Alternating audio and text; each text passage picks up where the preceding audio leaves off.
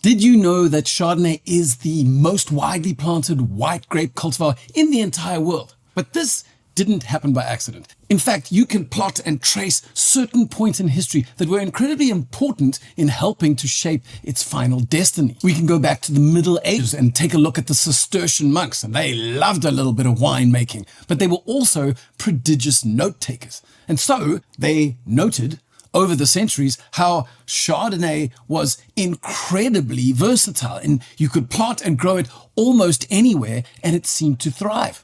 Even better, they also noted that when planted in different climates, warm to cool, they tasted totally different, a fascinating grape for them to study further. And this helped see Chardonnay propagated more and more widely across Europe. But unfortunately, as is in life, so it is in wine, academic knowledge is very seldom any sort of rival against the weight and power of bigotry or prejudice. In particular, French bigotry and prejudice that said that French Chardonnay was, is, and always will be the best Chardonnay in the world. Although I'd like to say that probably one step worse than French bigots is all the rest of the wine drinking world that just listened to them unquestioningly and never objected to the nonsense that they were spouting. But luckily, that all changed during a very controversial tasting called the Judgement of Paris that took place in 1976 in Paris. There was a rambunctious wine seller, retailer, and importer called Stephen Spurrier, who had imported a whole bunch of Californian Chardonnays, amongst other wines. And what he wanted to do was host a tasting where he'd invite some French critics and journalists in order to taste these New World, clearly inferior Chardonnays alongside more famous French Chardonnays from appellations like Bâtard, Montrachet, Puligny, Montrachet, and Côte de Beaune. But because Stephen Spurrier was a sneaky little puff adder, at the last minute, he decided to serve the wines blind rather than sighted, i.e. these French critics would now have no idea what they were drinking. Of course, if he'd put that little detail on the invitation, I don't think he would have got those critics through the door. I also wouldn't be surprised if he locked the door before making the announcement that these critics would have to issue their public verdicts on all the wines that they tasted without knowing what they were tasting. And what happened next has gone down as an absolute paradigm-shifting point in wine history that changed the fortunes of the rest of the planet, really, forever.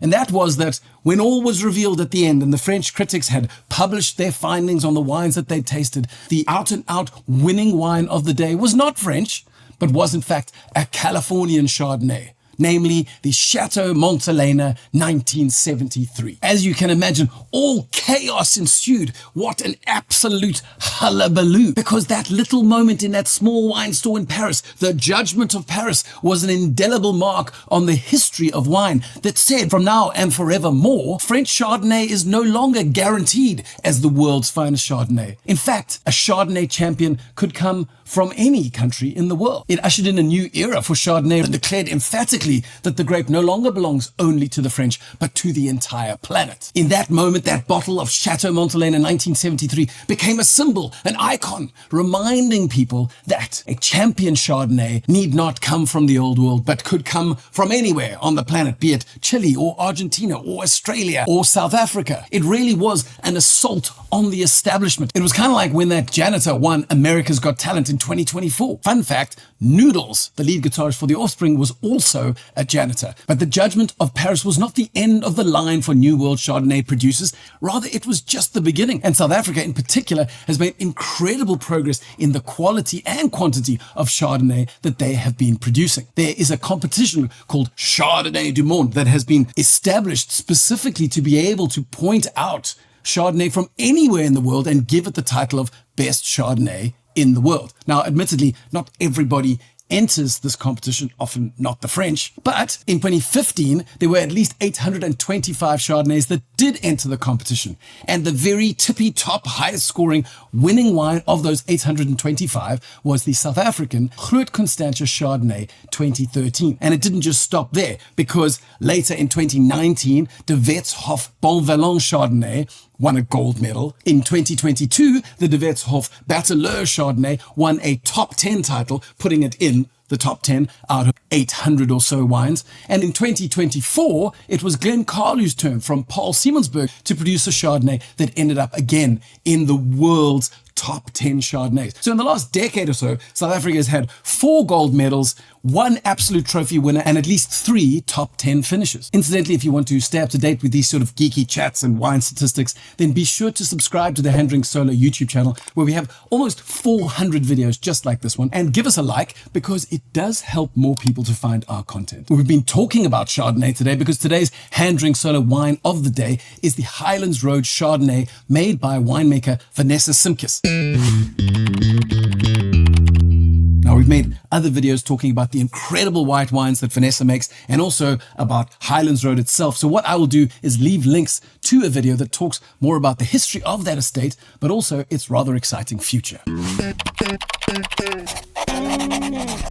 In other videos and earlier in this one, we've talked about how versatile Chardonnay is. Not just because it can grow anywhere, but because it can taste amazing in a whole bunch of different climates. And in fact, I made a video about how you can take a color spectrum that goes from whites and grays and greens all the way through to yellow and then orange and then even pink as the climate warms up, because the flavors in the cooler climates are more like stones and rocks and chalk and limes, but then they move into riper oranges and mandarin and then peach and nectarine, and then you can even get tropical pineapple in Chardonnay. It really is a feast for the senses. Anyone who tells you that Chardonnay is boring really just isn't trying hard enough. But having said that there is this wild kaleidoscope of flavors, it is still true to say that despite the judgment of Paris, a lot of winemakers in South Africa and in other new countries still try to attain to the heights of certain French appellations when they are making their wine. So it's usually the slightly cooler appellations like Chablis. And so you'll find in South Africa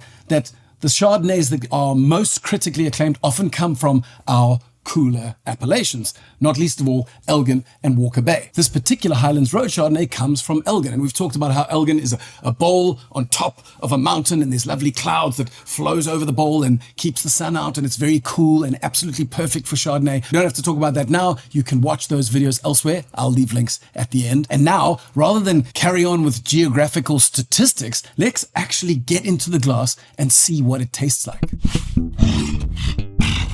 So, when we give this guy a sniff, well, I mean, it is classic South African cool climate Chardonnay because you have every little one of the categories that you could want. There is, of course, lime leaf, lime cordial, and beautiful, delicate touches of oak spice like nutmeg. But then you also have the slightly more serious notes of smoky flint, a touch of perhaps roasted walnut. And if that didn't sound like enough of a party, I could also add to the list some jasmine flower and cheesecake biscuit crust, if you will. But let's give it a sip and see what's in the glass.